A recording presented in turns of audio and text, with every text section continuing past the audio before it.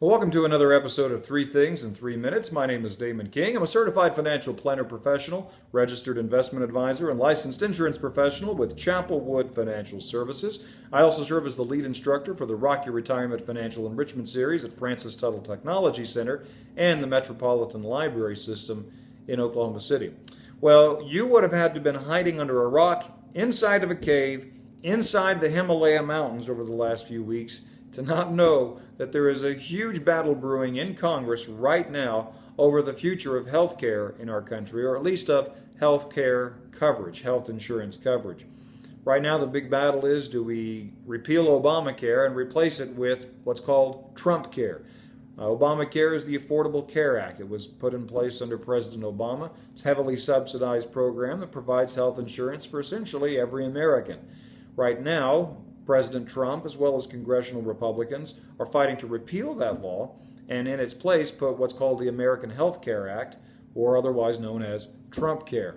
Now, today I'm going to share three changes that could potentially come if Obamacare is repealed and Trumpcare becomes a reality. Now, before I get into this, just as a reminder, I'm not here to give any political commentary. I'm not trying to pick one side or the other. I'm simply providing you the facts, what we know, at least right now, and what could potentially happen if Obamacare is gone and Trumpcare takes its place. The very first thing that you would notice, particularly if you are in the 39.6% tax bracket, which is the top tax bracket, two taxes would go away.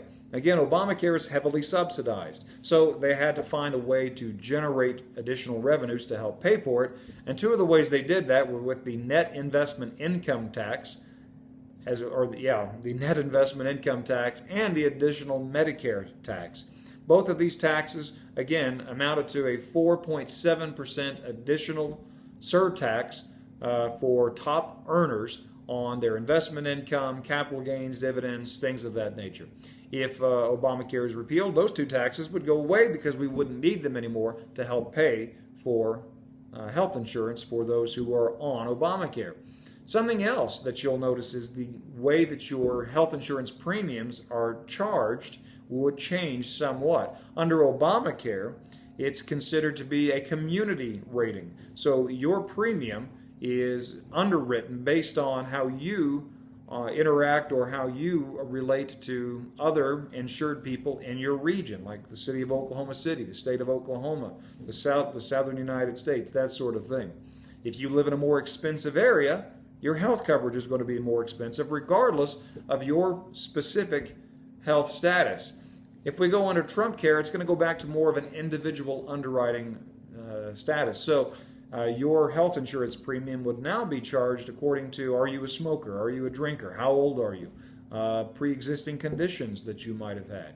So which is better and which is worse? Well, I don't really know the answer to that, but it would be a return to what we've previously had. And it's very possible that your insurance premiums could go down if you're a healthy person, and now you're going to be compared to other healthy people, not necessarily a large group. But of course, there are some disadvantages to this. Right now, under Obamacare, insurance companies are allowed to charge older Americans up to 3 times as much as they charge younger Americans. Under Trumpcare, that actual threshold could go up. Insurance companies would probably be allowed to charge 5 times as much for older Americans as they do for younger Americans. Now, this could also be offset by the fact that under Obamacare, you're pretty much restricted to insurance companies inside your state lines. Under President Trump's rules, the way he wants to change it, you would actually be able to compare and shop insurance products in other states across state lines. So that would kind of end the virtual monopolies that the insurance companies have in the states. Again, what's the better path? Well, no one really knows for sure. It's all guess until we actually have the new law. But the point is, you need to make sure that you're prepared one way or the other. Your insurance premiums could go up, they could go down. But that's the way normal life is all the time. So just make sure that you're working with your advisor and make sure you're looking at your income plan to see, particularly if you're in retirement, if you'll be able to weather an increase in health insurance premiums. Well, thank you so much for watching this episode of 3 Things in 3 Minutes.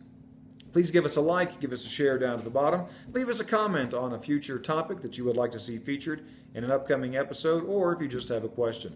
Again, my name is Damon King. Thanks so much for watching, and enjoy the rest of your week.